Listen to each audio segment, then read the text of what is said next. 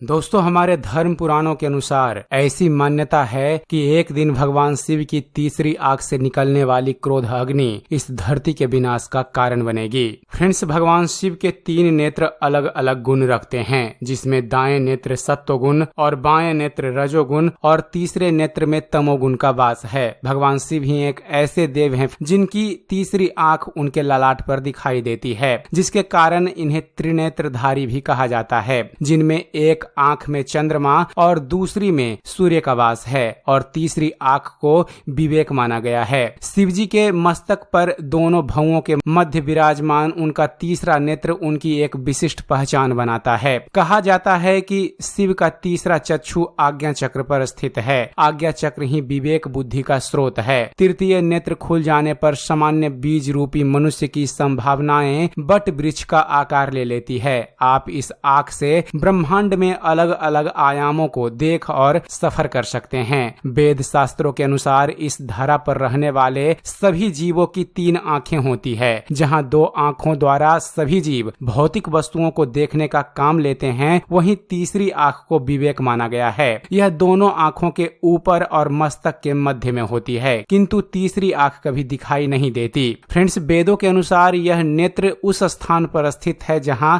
मानव शरीर में आज्ञा चक्र नामक एक महत्वपूर्ण चक्र उपस्थित होता है। आज्ञा चक्र का अर्थ है हमारे शरीर में सकारात्मक ऊर्जा की शक्ति। इस चक्र को जागृत करने का अर्थ है मानव शरीर में संपूर्ण आध्यात्मिक ऊर्जा का समुचित प्रवाह होना। इस ऊर्जा के जरिए व्यक्ति ब्रह्मांड में सभी कुछ देख सकता है। भगवान शिव मानव का शुद्धतम स्वरूप हैं। वे ब्रह्मांड में सब कुछ देख सकते हैं। वे अतीत में देख सकते हैं, वर्तमान पर नियंत्रण रख सकते हैं और भविष्य भी देख सकते हैं। वे त्रिकालदर्शी हैं। तीसरे नेत्र के द्वारा आज्ञा चक्र सक्रिय होता है। पुराणों के अनुसार भगवान शिव के तीनों नेत्रों को त्रिकाल का प्रतीक माना गया है, जिसमें भूत, वर्तमान, भविष्य का वास होता है। स्वर्गलोक, मृत्युलोक और पाताल लोक भी इन्हीं तीनों नेत्रों के प्रतीक हैं। भगवान शिव ही एक ऐसे देव हैं जिन्हें तीनों लोकों का स्वामी कहा गया है। धर्म ग्रंथों में भगवान शिव की तीसरी आंख से जुड़ी एक कथा प्रचलित है, जिसमें प्रणय के देवता कामदेव अपनी क्रीड़ाओं के द्वारा शिवजी की तपस्या भंग करने का प्रयास करते हैं और जैसे ही शिवजी का तपस्या भंग होती है, शिवजी क्रोधित हो अपने तीसरे नेत्र की अग्नि से कामदेव को भस्म कर देते हैं। यह कथा मनुष्य जीवन के लिए प्रेरणा का स्रोत भी है। कामदेव का वास प्रत्येक मनुष्य के अंदर होता है। उसे अपने विवेक और बुद्धि द्वारा मन में उठने वाले क्रोध और अवांछित काम वासना को शांत करना चाहिए। और चलिए अब इसे वैज्ञानिक तथ्यों के जरिए समझने की कोशिश करते हैं। दोस्तों, साइंस के अनुसार मनुष्य के 2 भागों के बीच एक पीनियल ग्लैंड होती है। तीसरी आंख इसी को दर्शाती है। इसका काम है एक हार्मोन्स को छोड़ना, जिसे मेलाटोनिन हार्मोन कहते हैं, जो सोने और जागने के घटना चक्र का संचालन करता है। जर्मन वैज्ञानिकों का ऐसा मत है कि इस तीसरे नेत्र के द्वारा दिशा ज्ञान भी होता है। इसमें पाया जाने वाला हार्मोन्स मेलाटोनिन मनुष्य की मस्तिष्क उदासी से संबंधित है। अनेकानेक मनोविकारों एवं मानसिक गुणों का संबंध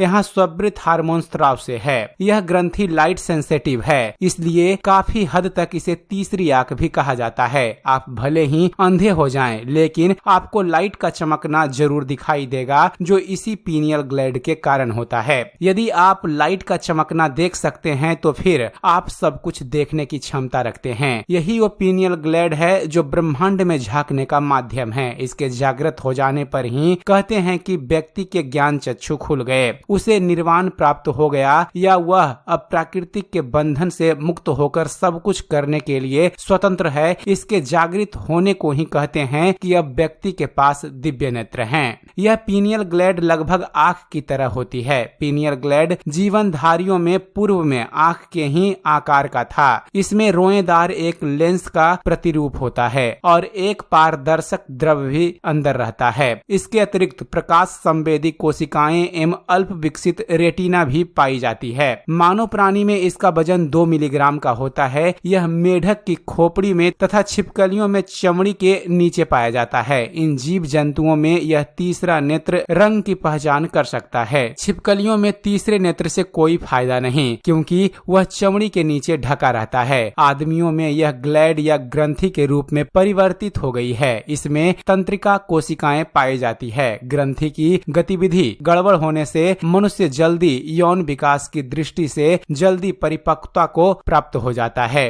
तो दोस्तों यह थी एक छोटी सी जानकारी भगवान शिव की तीसरी आंख से जुड़ी हुई। उम्मीद करते हैं फ्रेंड्स आप सभी को हमारा ये वीडियो पसंद आया होगा। वीडियो पसंद आया हो तो वीडियो को लाइक और शेयर करना मत भूलिएगा। और दोस्तों ऐसे ही ज्ञानवर्धक वीडियो देखते रहने के लिए आप हमारे इस चैनल ज्ञान मंथन को सब्सक्राइब जरूर कीजिएगा। आप हमारे चैनल को सब्सक्राइब कीजिए और देखते रहिए, जानते रहिए। धन्यवाद। जय हिंद।